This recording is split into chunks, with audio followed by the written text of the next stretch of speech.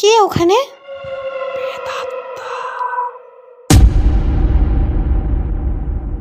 নমস্কার বন্ধুরা, প্রেতাত্মা চ্যানেলে আপনাদের স্বাগত। আমাদের এই চ্যানেলটি একেবারে সম্পূর্ণ নতুন। গল্প ভালো লাগলে চ্যানেলটি অবশ্যই সাবস্ক্রাইব করবেন। আজকে যে ঘটনাটি বলবো, ঘটনাটি আমাদের এক বন্ধু, বাড়ি নিউটাউন, ইমরান আলী, তিনি আমাদের সাথে গল্পটি শেয়ার করেছেন। গল্পটি তার জীবনের সত্য অনুভূতি, তার চোখে দেখা এবং শোনা সত্য ঘটনা আমাদেরকে বলেছিলেন। সেই ঘটনাকে আমরা আমাদের চ্যানেলের মাধ্যমে উপস্থাপন করার চেষ্টা করেছি। আশা করি আপনাদের ভালো লাগবে। কথা না বাড়িয়ে শুরু করা যাক। এই ঘটনাটি তখনকার, যখন কোনো জায়গায় তেমন ইলেকট্রিসিটি ছিল না। আমার দাদি খুব পান খেতে ভালোবাসতো, আর এই পানের জন্যই তার মৃত্যু হয়েছিল। আমাদের আর্থিক অবস্থা তখন খুব একটা ভালো ছিল না। তখন আমার বয়স মাত্র 10 বছর, আর আমার দাদির বয়স তখন 65। নিজের বাড়িতেই নুন আনতে পান্তা ফুরাতো, তাই দাদির পান কিনে দেওয়ার সবসময় সম্ভব হতো না। দাদি এখান ওখান থেকে কাঠ, কঞ্চি ইত্যাদি খুঁজে 1-2 টাকায় বিক্রি করে পান কিনত। আমাদের বাড়ির পেছনে একটা মস্ত বাঁশবাগান ছিল।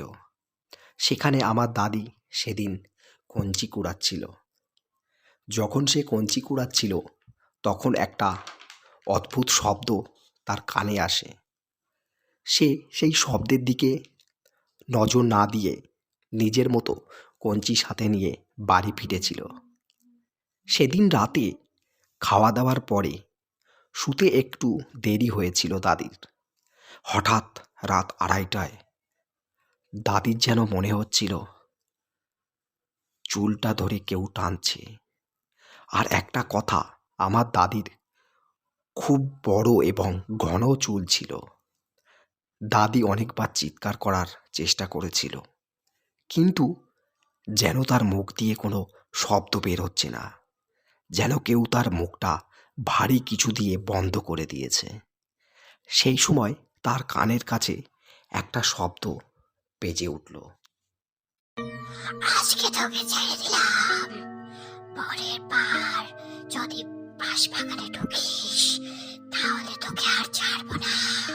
তোরা ভর দুপুরে এসে আমাকে জানাস, পরের বার তোর রক্ষা নেই।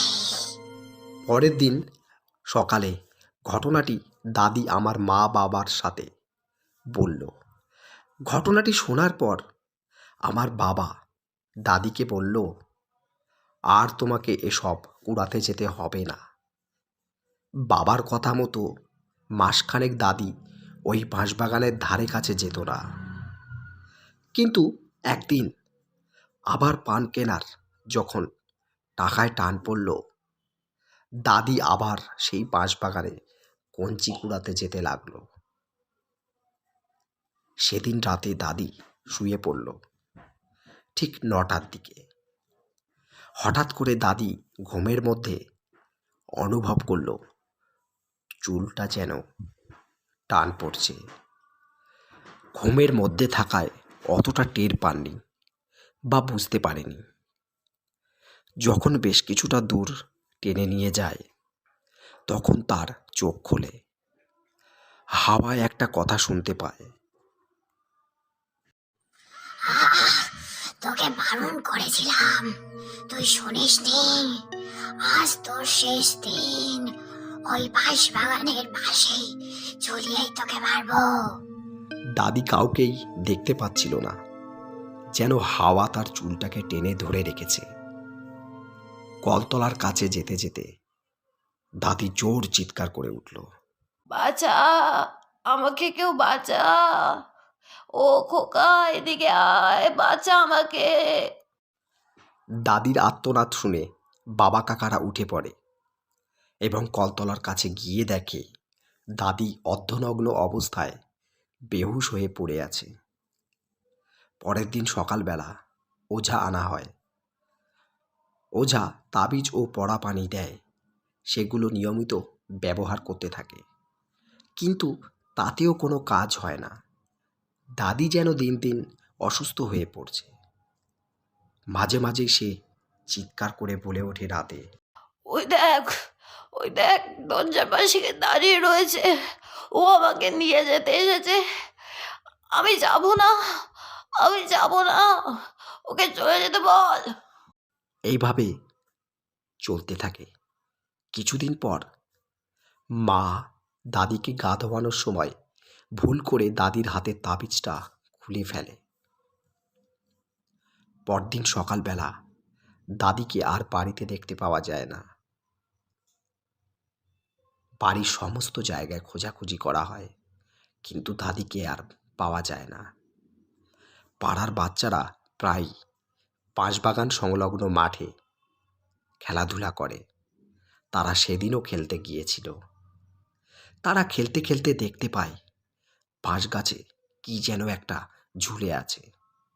একটু কাছে যেতেই তারা দেখতে পায় দাদি বাঁশ গাছে গলায় দড়ি দিয়ে ঝুলে রয়েছে। অবাক করার বিষয়, যে মানুষটা নিজে থেকে চলতে পারত না, সেই মানুষটা অত লম্বা গাছে দড়ি বাঁধল কী করে, আর গলায় দড়ি দিল কী করে? প্রশ্নটা থেকে যায়। বন্ধুরা, গল্পটা যদি ভালো লেগে থাকে অথবা খারাপ লেগে থাকে, কমেন্টে জানাতে ভুলবেন না।